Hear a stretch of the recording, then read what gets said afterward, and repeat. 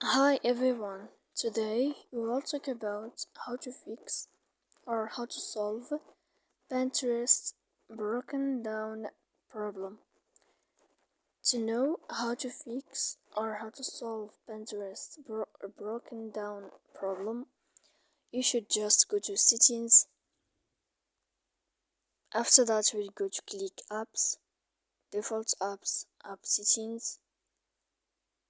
When you'll find this page, you will enter to this app of Pinterest. Here in this list of app info, you will click on first stop and you will click OK. Then you will go to click storage. After that, we click clear cache. And in the end, you can turn off your Wi-Fi. So please don't forget to support us, bell, like, and subscribe.